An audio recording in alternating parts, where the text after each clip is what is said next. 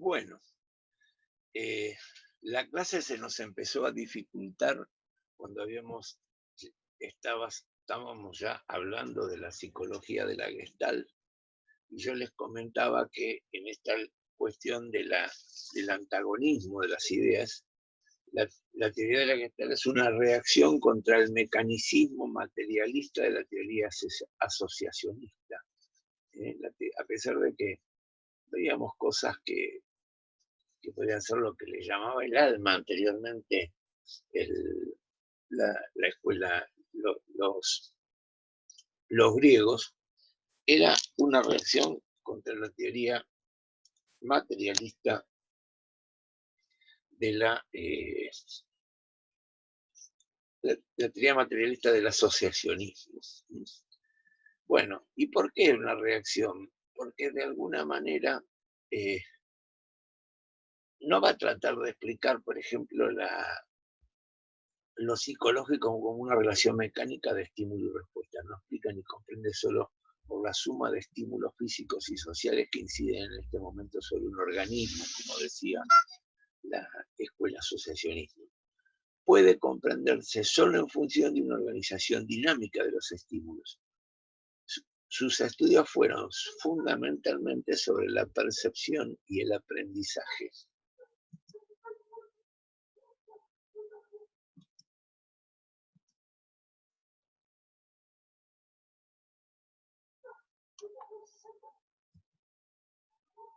Ya esta imagen la habíamos visto y yo les comentaba que era una tarjeta básica y original de la teoría gestáltica.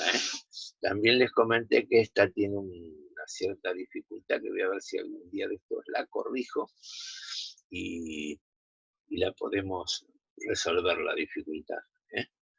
Eh, que en verdad en este caso la de arriba, que sería la que tendemos a ver como más grande, está un poquito más grande.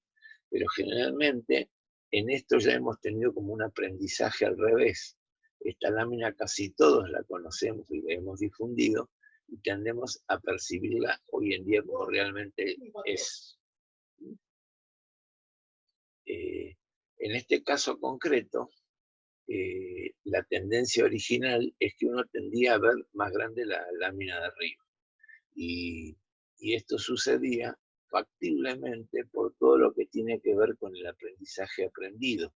Alguien que no tuviera una aculturación occidental era más fácil que la viera tal cual era.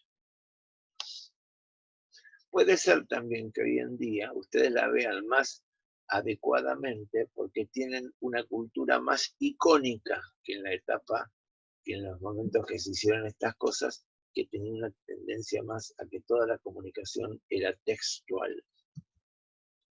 Y esta es la imagen, otra imagen típica de la Gestalt, y ya la discutimos con ustedes y acordamos que tiene que ver con, puede ver una vieja o una joven. Una vieja más o menos de semi perfil de frente y una joven de semi perfil de atrás.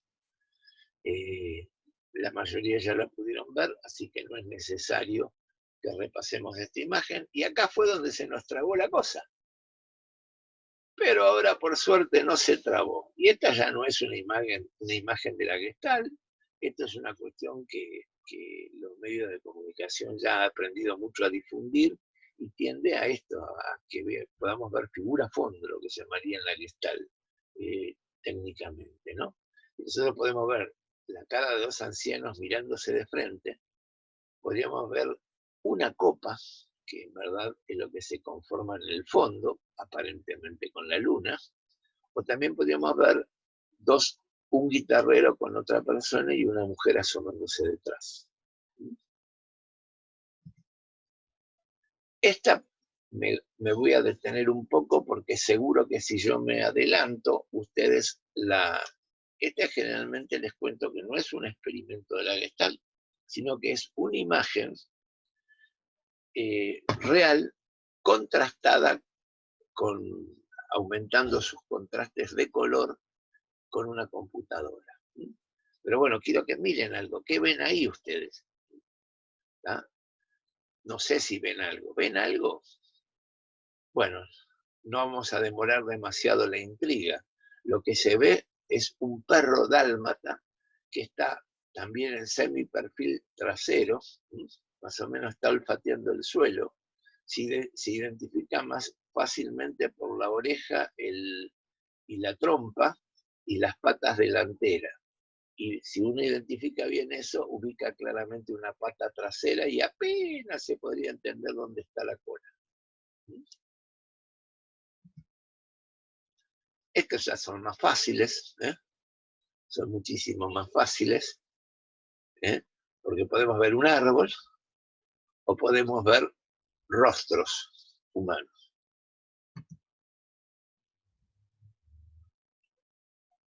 Esta podría ser perfectamente la ilustración de una novela antigua, igual que la imagen del experimento original de la Gestalt, pero en verdad se puede ver una especie de parque con un fondo de ciudad y una señora caminando, o se puede ver una cara humana. Y esta vamos a ver cómo también, igual que la del Dálmata, me gustaría que la observen bien y que primero se hagan una idea de lo que realmente están viendo y si pudieron conformar alguna imagen. Generalmente a los chicos cuando les muestro esta imagen les cuesta identificarlo. Pero también para no demorar demasiado la duda o la ansiedad, les diría que lo identifican más fácilmente las personas que son religiosas, porque es una imagen de Jesús, también contrastada como la del perro dálmata.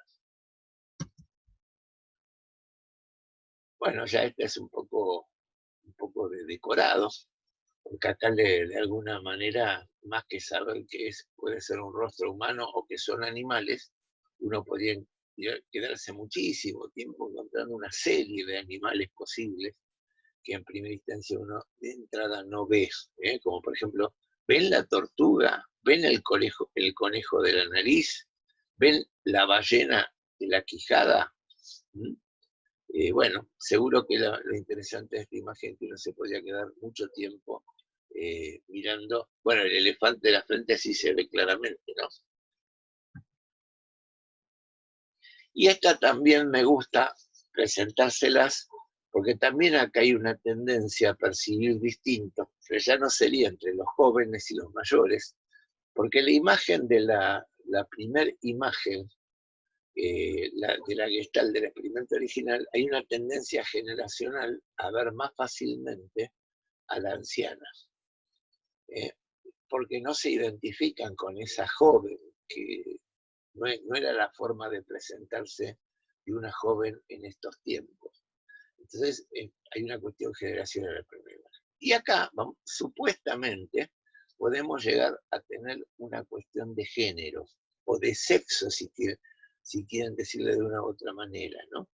Porque va a haber una tendencia a que vean más fácilmente,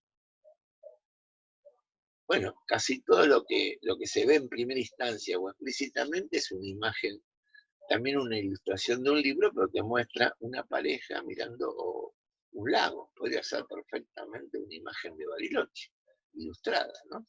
Esa sería la primera imagen que se ve. Pero no es difícil que las mujeres, las damas, y especialmente si no son muy jóvenes, lo que ven es un bebé. ¿Ya? Ahora miren bien el bebé.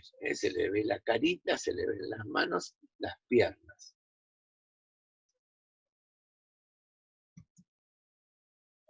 Bueno, concluimos con la teoría de la Gestalt y las ilustraciones que tuvimos para verla. Ahora lo que vamos a tratar de ver, vamos a seguir con la clase, y vamos a llegar al conductismo. El conductismo por ahí a ustedes me parece que es una teoría que les gusta un poquitito más que Freud, en algún sentido, ¿no? El otro día ya hablamos de Freud porque cuando se cortaron las filminas, me parecía que era la más fácil de que podamos charlar sin el soporte de las filminas, ¿no? Pero el conductismo es una teoría generalmente hoy en día bastante criticada, aunque podríamos decir que impacta sobre la ciencia, y tenemos que terminar aceptándola, pero lo que no aceptamos son las características mecánicas también que va a tener el conductismo. El conductismo también va a ser una reacción materialista al supuesto idealismo de la Gestalt, que lo mismo sigue confiando en el sujeto de aprendizaje o de conocimiento que dice lo que ve. Tenemos que seguir confiando en él. Él sigue siendo el que le da información al científico. Y la reacción de Watson va a ser fundamentalmente una reacción contra que el científico esté tratando de basarse en opiniones de sus observados. Él quiere tratar al individuo humano como si fuera un animal más de sus experimentos o de los experimentos del conductismo. Lo que le observamos es la conducta, no lo que dice que ve. Y en esto resulta que termina siendo tan exagerado que lo termina transformando un poco en mecánico, al revés de lo que pasaba con otras escuelas. Entonces, el objetivo de Watson fue lograr la objetividad para la psicología científica. Él es de los principios del siglo XX, como muchos de los teóricos que vamos a ver también, ¿no? Bueno, Freud es más antiguo. Pero bueno, él también, Watson se va a apoyar en otro científico que sí es más antiguo, que va a ser Pavlov, el del reflejo condicionado. El objeto de la psicología debe ser la conducta, entendida como la reacción observable y medible por otro ante un estímulo, también observable e identificable. El objeto de estudio de la psicología es entonces la conducta. Se entiende por estímulo un conjunto de energías que actúan sobre el organismo en un momento dado y por respuesta al conjunto de cambios que se producen en los músculos lisos y los músculos y las glándulas. Perdón, acá lo leí mal porque músculos lisos son los órganos, también los otros músculos y las glándulas. Watson no niega la existencia de los procesos de la mente, pero rehúsa la conciencia como el objeto de estudio científico o un principio explicativo válido para la psicología. ¿Por qué? Porque la conciencia no es observable. De este modo se confunde con el nivel de análisis de las ciencias naturales. Al negarse a indagar la mente y su estado, llega a la explicación, si bien objetiva, muy elementalista o atomista. El conductismo mantiene el elementalismo del asociacionismo de sus predecesores, los teóricos de la conciencia. Sin embargo, la revolución conductista despejó a la psicología de las restricciones de la tradición conciencialista. Bajo su influencia se fortaleció la tendencia de evaluar el nivel biológico, pero también la importancia de estudiar el fenómeno humano como una totalidad. También como una reacción a esa psicología de la conciencia, pero por otros caminos, está el psicoanálisis o Freud. Partiendo del tratamiento de enfermos neuróticos, desarrolló la psicoterapia que luego amplió a través de una obra teórica, iniciando así la psicología que va a llamar psicología profunda. La teoría freudiana es una de las más coherentes en cuanto a su estructura interna, si bien tuvo que introducir estructuras conceptuales nuevas y complejas. En otras filminas yo diría, Freud tiene la importancia que va a crear un objeto, va a crear una metodología de estudio, que es el psicoanálisis. Va a crear una metodología de terapia, que es el psicoanálisis. Va a descubrir y va a crear y producirlo como un objeto de estudio, que es el inconsciente, pero va a descubrir lo que es la motivación inconsciente, que todas las escuelas después de Freud van a tener que empezar a considerarlo. Y también es la que va a descubrir o teorizar sobre la sexualidad infantil, que lo vamos a ver cuando veamos psicoanálisis en la infancia. Esto es sumamente importante porque hay, por ejemplo, un alumno en un momento dado, en la clase anterior nos decía, Lo que no me gusta de Freud es que no considera, no quedó viejo porque no considera cuestión de género, y muy por el contrario, Freud fue el primero que empezó a hablar de género. ¿En qué sentido? En el sentido de que va a ser el primero que va a decir que la formación psicológica del individuo puede tener una identidad totalmente distinta que la de su sexo biológico. Bueno, el estudio de la personalidad, enfocado por psicología dinámica, se vio completado en los estudios postconductistas sobre el desarrollo del ser humano. Luego la línea humanista en psicología, que se considera como tercera fuerza, entre el psicoanálisis clásico y el conductismo y ortodoxo. Pero vamos a acordar una cosa. ¿Por qué se va a volver importante la teoría de la personalidad?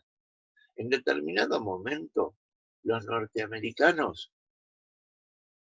se encuentran con un pequeño desastre, que lo mismo han seguido repitiendo en la historia, ¿no? Pero es que en determinado momento ellos apoyan a Castro para que se rebele contra Batista, porque Batista había terminado de ser, ya no era un buen negocio para los norteamericanos. Entonces apoyan a Castro y su revolución. En vez de ir e invadir, que hubiese sido muy fácil para ellos, deciden apoyar a uno de sus miembros que va a producir esta revolución. El único problema que va a tener es que después se van a dar cuenta que Castro no fue controlable por ellos. Y entonces los norteamericanos, en su psicología militar, van a tratar de estudiar mucho si se puede prever en la forma de ser de ese sujeto posibles conductas futuras. Y todo esto de alguna manera se va a volcar en lo que va a ser las teorías de la personalidad. Nosotros estamos muy influenciados también por la idea de la psicología de la personalidad. Factiblemente mi generación más que la de ustedes. O sea, ¿por qué mi generación más que la de ustedes? Porque en mi generación, en toda revista de comunicación pública o popular, solía haber test de personalidad y te decían cómo eras. No eran más importantes los test de personalidad o las afirmaciones sobre la personalidad que afirmaban los medios de comunicación, que hoy en día es un rol que ocupa la cuestión del horóscopo, el horóscopo y el horóscopo chino, que son ya, sin ser teorías científicas, tratan también de dar esta idea de cómo somos, cómo no. De alguna manera te ayudan a conocerte en tu carácter, vamos a ver después qué sería la verdadera palabra. Uno de los autores más conocidos de esta teoría es Alport, eh, que va a hablar de que hay una autonomía funcional de los motivos humanos que él va a llamar el sí mismo de la personalidad, ¿no? La idea de que las conductas humanas no son meros derivados de impulsos instintivos, son el resultado de un condicionamiento complejo, sino estructuras contemporáneas, autónomas y capaces de desarrollarse por sí mismas, es uno de los conceptos centrales de hoy. Otro, de los, otro, de, otro concepto de esta tendencia humanista dentro de la teoría de la personalidad es la experiencia consciente, que se refiere a la integridad de las cogniciones o emociones y motivaciones de la persona que se vivencia a sí mismo y a su situación. Yo quiero comentarles que después vamos a ver que una de las dificultades de la mayoría de las teorías que son las consideradas más científicas dentro de las psicologías, sí parece que solo analizan hacia el pasado y no tienen conceptos para hablar del futuro. Una de las cosas que motiva, que produce una conducta, es lo que le vamos a llamar la motivación, que es una visión de su futuro. La mayoría de las veces la integridad de la personalidad lo que conforma es una idea de lo que yo quiero ser, una especie de modelo, que Freud lo reconoce en algún sentido y va a hablar de la conciencia moral altruista que todos tenemos.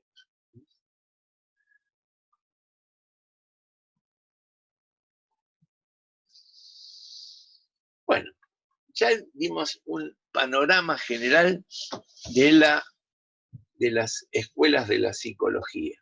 Y entonces vamos a llegar en lo siguiente. En esta lucha de ideas que estuvimos viendo, está, de alguna manera van a preguntarnos lo siguiente. ¿Lo esencial está dentro del sujeto o en su contexto situaciones? Pero esto tenía una pregunta previa que sí se preguntaron todas las teorías antiguas.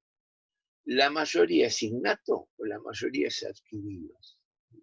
Esta pregunta sigue teniendo vigente y es una buena pregunta para seguir hoy pensando en la psicología. ¿eh? ¿Cuánto de la conducta y especialmente de la psicología social, que va a ser nuestro objeto de estudio en todas las demás unidades?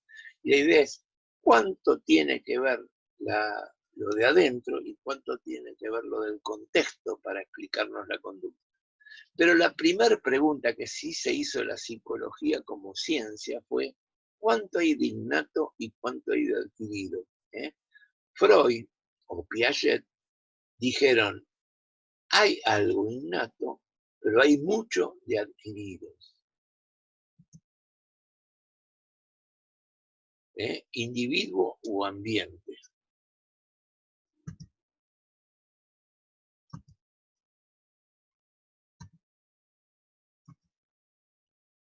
Bueno,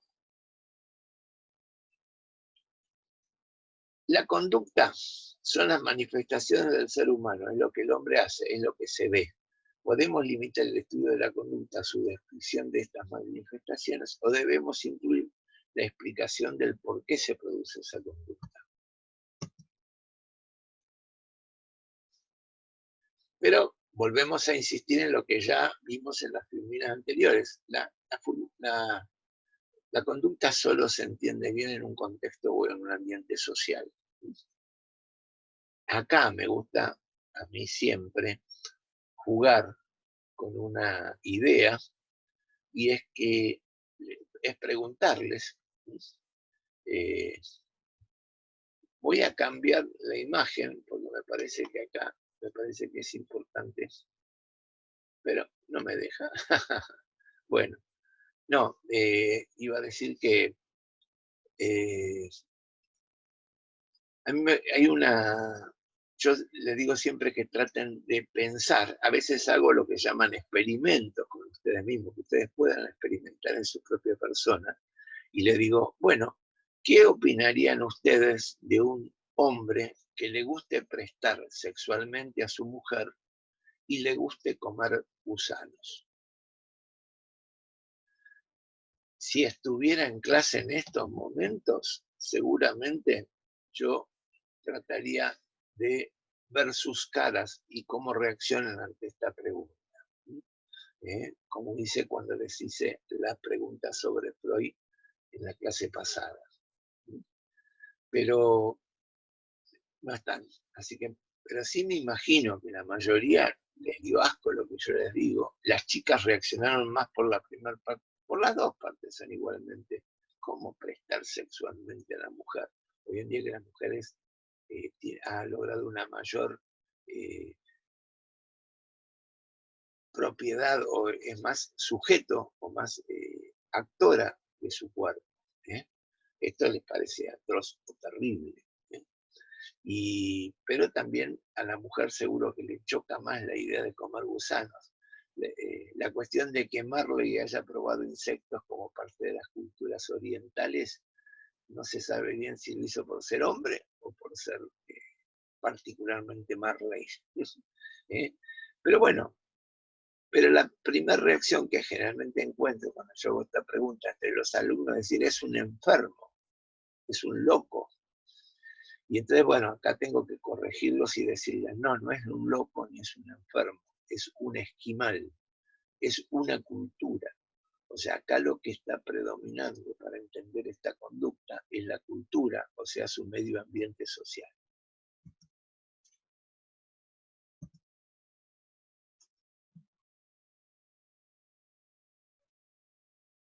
Pero también podríamos decir, que el hombre no es una mera reacción al ambiente, porque no se comporta de cualquier manera, ni todo se explica por lo que está pasando ahora en el presente.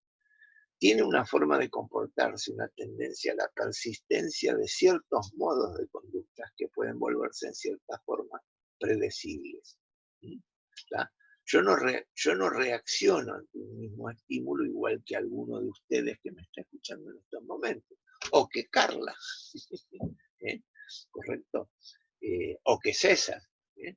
Yo reacciono distinto, tengo una tendencia a reaccionar de una manera más o menos predecible, que la alcanzamos a identificar en toda interacción con otro. Nosotros alcanzamos a identificar una conducta predecible de las personas con las cuales interaccionamos. Y a veces nos sorprenden, decimos, ¿qué pasó con este tipo que yo creía que lo conocía? ¿O qué me pasó? Yo creía que era mi amigo de toda la vida y miren lo que me hizo.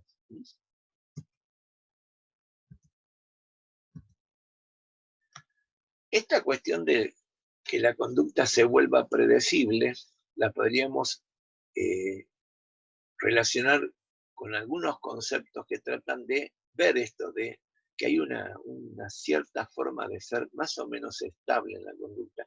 Y hay tres conceptos que están ligados a esto. Yo empecé por poner personalidad porque casi todos en el presente diríamos que lo que nos hace predecibles es nuestra personalidad. Pero le cuento que en la psicología general, la personalidad es el concepto que también incluye a lo cultural. Y diría, es más parecido a un italiano a otro italiano que a mí como argentino, aunque me parezca en mi carácter. ¿Correcto? Tengo un hermano que tuvo que hacer una beca externa en Suecia y era un obsesivo compulsivo. El tipo tenía sus corbatas, cosa que usábamos cuando éramos más jóvenes los viejos, las tenía ordenadas si eran lisas, si eran rayadas, si eran cuadriculadas o con fondo y alguna figurita. Una vez se tuvo que ir 3 años a hacer su beca externa en Suecia. Y yo ya estaba viviendo acá en Suecia y en un momento dado vuelvo a La Plata y me encuentro con que tendría que ir a una fiesta con saco y corbata en aquel momento, y yo no había llevado corbata. Entonces, ¿qué hice? Agarré las cajas de mi hermano con muchísimo cuidado, traté de sacarlas sin desordenar, le saqué una corbata y me la puse. Y resulta que, bueno, al pelo la volví a poner lo más parecido a lo que le había encontrado. Y resulta que cuando terminaron los 3 años de beca externa de mi hermano, vino y dijo, ¿quién estuvo con mis corbatas? Ahora, a pesar de este hermano tan obsesivo que tengo, él dice, cuando terminó su beca externa, le dije, ¿por qué no te quedaste en Suecia? Porque son insoportables de ordenados, dice. Yo llegó un momento que me había cansado tanto de esta cultura que cuando teníamos posibilidades de ir a pasear a algún lado, me iba a Italia, porque era un país más parecido al nuestro. Y entonces acá encontramos otra característica de esta tendencia de la personalidad, y es el temperamento. Y se dice que el temperamento así es lo que está más ligado a lo heredado. Nosotros podemos cambiar o moderar nuestro temperamento, pero se dice que el temperamento lo vemos desde que es bebé. Hay bebés que son más quietos, pasivos, que esperan, y hay bebés que son inquietos, muy inquietos. Y esto de alguna manera es lo que es, por eso es la cuestión más general y masiva de la conducta. Es lo heredado genético. ¿Por qué la diferencia entre heredado y genético? Porque puede ser parte de los genes o de algo que pasó en el embarazo, pero es una modalidad de reaccionar y que la vemos casi desde que es bebé. Y en cambio el carácter es la tendencia a comportarse de una cierta u otra manera, pero además del temperamento están incluidos las experiencias de socialización. Es el producto de lo heredado y de lo aprendido.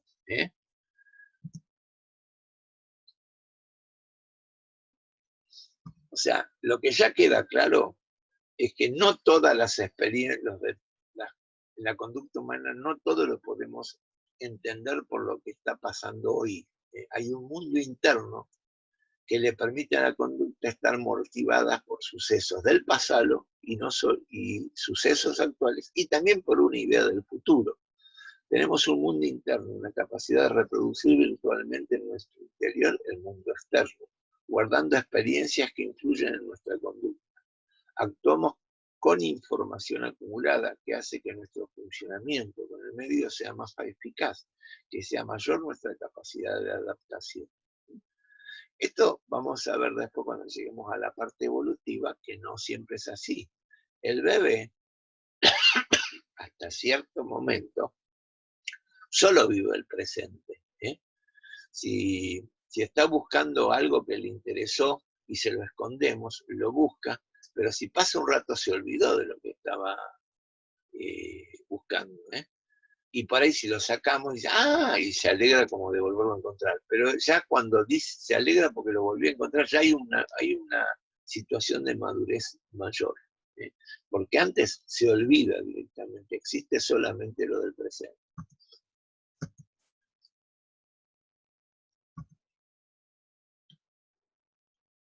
O sea, el pensamiento y la inteligencia permiten que motivos de otros momentos se transformen en actuales. Pero yo acá corrijo esta figura un poquito. No es solamente el pensamiento y la inteligencia, que son dos funciones de lo que le vamos a llamar la conciencia. También están presentes motivos que son inconscientes, diría Freud, y que se van a esbozar más como emociones y van a influir sobre nuestros sentimientos, que los sentimientos sí son una mezcla de pensamiento y emoción.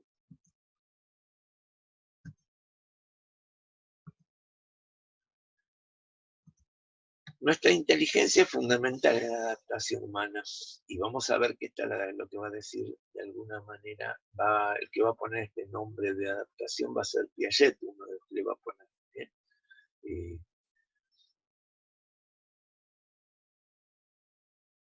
La inteligencia reproduce en el sujeto para, de alguna manera, hay una serie de cosas que son sociales y se reproducen en el sujeto para poder tener una existencia como tal. Por ejemplo, el lenguaje. Si nosotros no tuviéramos lenguaje, no tendríamos un pensamiento verbal como el que muchas veces usamos.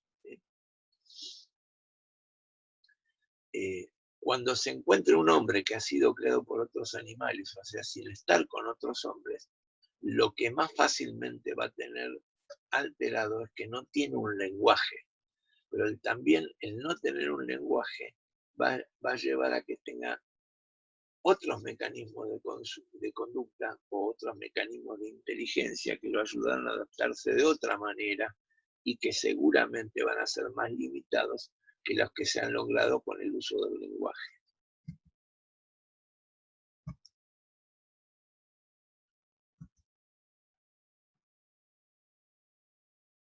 Piaget es un autor que se va a dedicar a estudiar la inteligencia, va a decir que es la capacidad de adaptación al medio a partir de la reproducción virtual o simbólica que hago del mundo. Puedo trascender el limitado mundo perceptivo y realizar algo en mi mente, volver atrás y adelante sin tener que hacerlo en la realidad.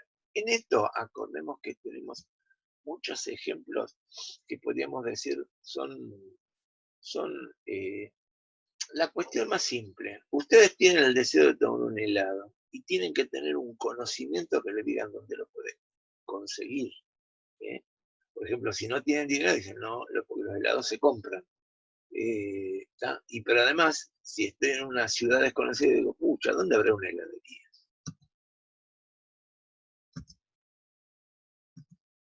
Nosotros realizamos una opción para entender esta cuestión, esta forma de ver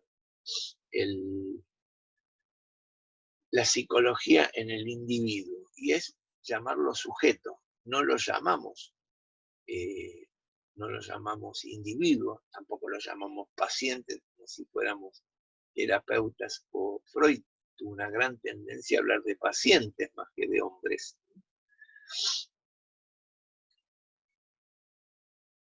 Con esto estamos resaltando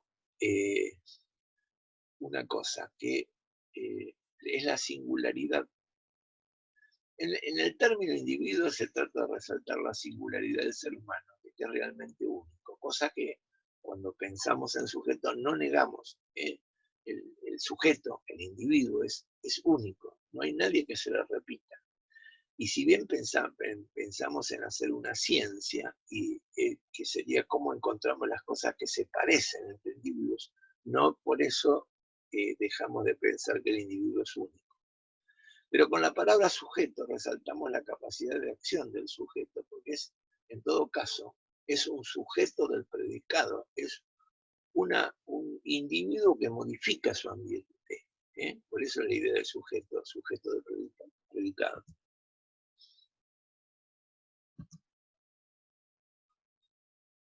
Pero además de eso, de que considerar que es un sujeto del predicado, lo consideramos un sujeto sujetado. ¿Y en qué sentido está sujetado este sujeto? Por un lado está sujetado a las necesidades. No pensamos que el hombre... Es posible que en esta sociedad que nos abastece de todo, llegue un momento que nos olvidemos que tenemos necesidades. Y que si no se satisface, por ejemplo, el gobierno tuvo que acordarse que con estas restricciones que produjo la cuarentena, si no les llevaba la comida a algunos hogares, se podían morir de hambre. No se iban a morir de hambre, iban a salir iban a movilizarse masivamente y por ahí a tomar un supermercado para abastecerse. Pero también está sujetado a lo social. El hombre no sería hombre si no constituyera socialmente. También la cuarentena nos ha mostrado otras necesidades que son las sociales, ¿no? ¿Qué es lo que más nos ha limitado y mostrado esta cuarentena? Que también tenemos necesidades, por ejemplo, de ver otras caras. Son raras las... cuando yo era joven había una novela que se llamaba Robinson Crusoe, que era una novela que se usaba también para que lean los adolescentes o los niños más bien más grandes, de 8 a 10 años, a 12, y en la cual era la historia de un hombre que se había quedado en una isla solo, había podido rescatar algunas cosas del barco y aprende a vivir solo. Pero una de las cosas que le pasa a Robinson Crusoe es que en un determinado momento encuentra una pelota, un balón, y lo transforma en una cara, porque él necesitaba a alguien con quien dialogar.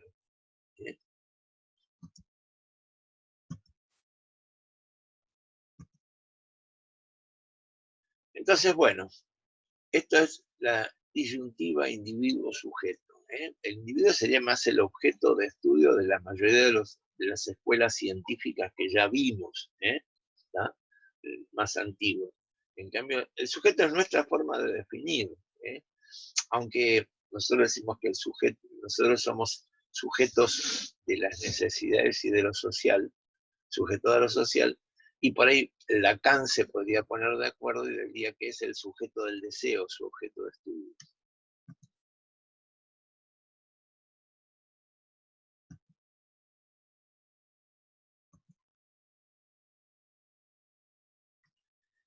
Nosotros queremos alertar, sí, que hay la sociedad capitalista tiene una tendencia a exaltar la idea de lo individual, y contra eso queremos como alertarlos.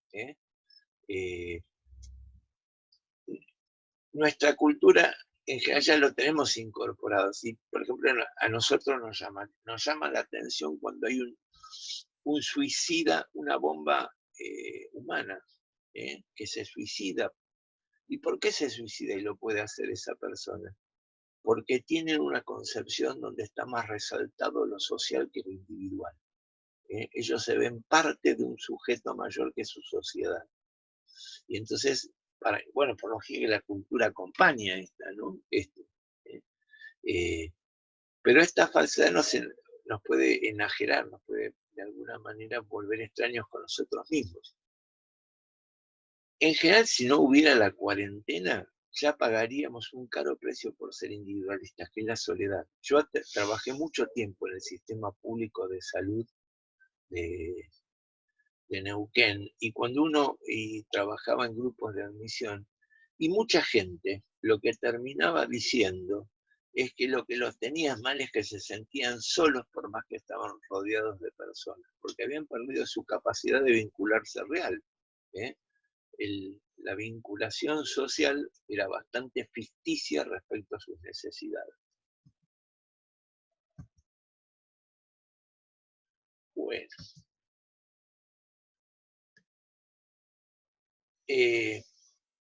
para Clarín, para Norteamérica, el mejor sujeto que podía ser es un sujeto que esté sujetado a que esté disciplinado hasta los Wallman, las computadoras, los videos. La música a veces, la música es algo que es imprescindible en el adolescente seguramente, ¿no? Alguna vez yo traté de formar grupos con adolescentes y me costaba mucho formar grupos con adolescentes. Lo lograba con facilidad con los adultos, pero los adolescentes eran menos bastante reactivos con los adultos. Pero yo quería reunirlos con los métodos que yo había aprendido para cuando trabajaba con adultos. Y en un momento dado, no sé por qué, seguramente como todas ideas, alguno me la habrá dado. Cuando empecé a trabajar con las adolescentes, empezábamos el grupo con una presentación que era fácil hacerlo con una computadora, diciendo que cada uno se presentaba poniendo la música que le gustaba. Podríamos haber capaz que logrado lo mismo si decíamos, hablemos del cuadro fútbol del cual somos hinchas, pero eso, en esa época solo le hubiese servido a los hombres, y capaz que teníamos que haber dicho a las mujeres, díganme cuál es la novela que les gusta en aquella época. Hoy en día las novelas no existen, pero hoy casi seguro que la música sigue siendo una de las cosas que identifica a los jóvenes. Por eso, pero bueno, no, en esto no hay que olvidarse que a veces la sociedad,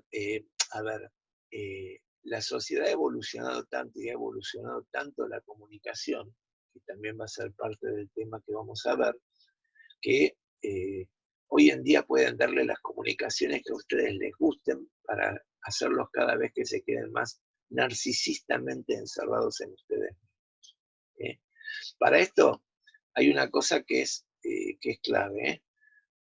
De alguna manera en nuestra sociedad confundimos la subjetividad con lo privado, como que solo es subjetivo mío si yo lo guardo y es mío y nadie lo conoce. Pero fíjense que esto es totalmente contradictorio con lo que vemos en las redes, que todo el mundo está tratando de que no haya nada privado. Y a veces hasta ponemos nuestra sexualidad en público.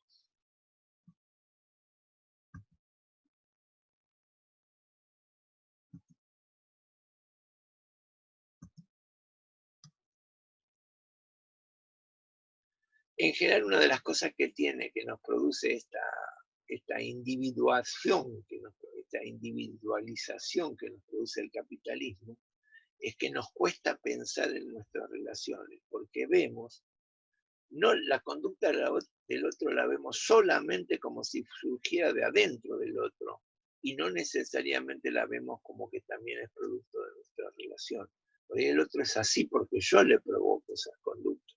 Y en verdad son ciertas las cosas. El otro es así, pero además yo le provoco ciertas reacciones que por ahí otra persona no se las provoca.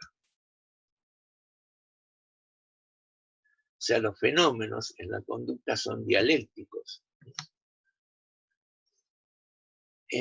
Vamos a ver después, o van a ver en un momento un video, porque esa parte no la voy a dar yo, pero yo como ya la pude hacer para Ciencia de Educación, lo van a ver en la clase de presentación de Ciencia de Educación, que tenemos una tendencia a explicar la conducta como de adentro, como una esencia, y no como atributos de las relaciones, como características que se muestran en el individuo a partir de una relación. Bueno, vamos a tener que ir cerrando, ¿no? Y para no cerrarlo y cumplir con el objetivo, lo que vamos a hacer es apurarnos. Entonces tenemos un concepto de conducta más o menos claro, que tiene importante ya complejidad, tiene que ver con el presente, pero tiene que ver con el pasado, pero también implica un futuro, y ya lo dijimos. Por eso la conducta tiene un carácter axiológico, una direccionalidad. Tenemos un proyecto de vida, hay un objetivo. Son producidos por el pasado y el presente, pero dan una lección hacia el futuro. No tienen causas sino motivos. No vimos mucho lo que se llaman las escuelas humanistas, dentro de las cuales estaría Víctor Frank, que fue un psiquiatra que quedó dentro de un campo de concentración, y él le dio mucha importancia a la cuestión del proyecto de vida, la idea de futuro, porque él considera que los que pudieron llegar al final del campo de concentración, que no necesariamente en ese campo de concentración los querían matar, Víctor Frank estaba en un campo francés, pero sí pasaban terribles hambres, y por ejemplo había que comer insectos porque eran un factor de proteínas en ese medio. Lo pudieron hacer porque tenían un proyecto futuro. Entonces él, por ejemplo, Víctor Frank diría, ¿cómo descubre un neurótipo? Es alguien que no tiene un proyecto de vida.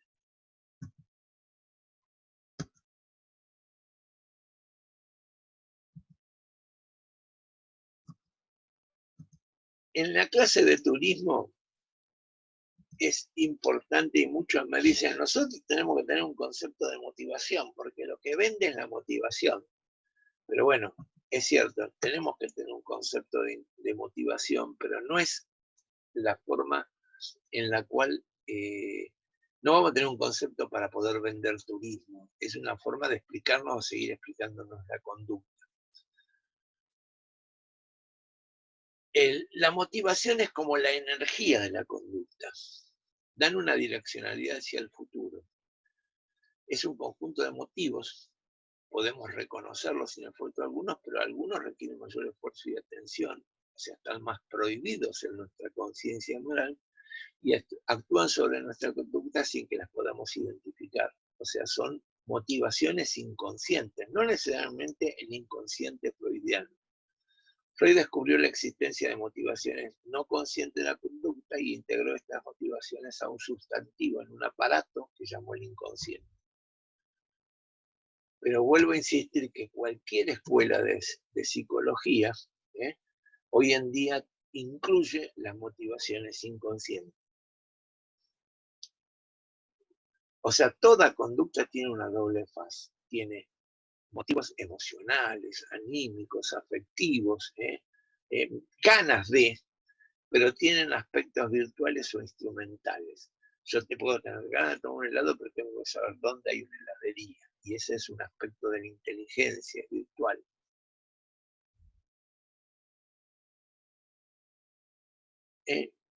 Creo que lo que dije ya termina de mostrar las filminas. Y además no se olviden que las filminas van a estar. Toda conducta tiene aspectos instrumentales, inteligencia, y toda conducta tiene aspectos energéticos, motivación, motivaciones inconscientes que nos pueden. La motivación nos lleva hace caminar, pero las angustias, como una motivación inconsciente tipo freudiana, nos puede detener o a veces jugarnos en contra de lo que realmente queremos lograr.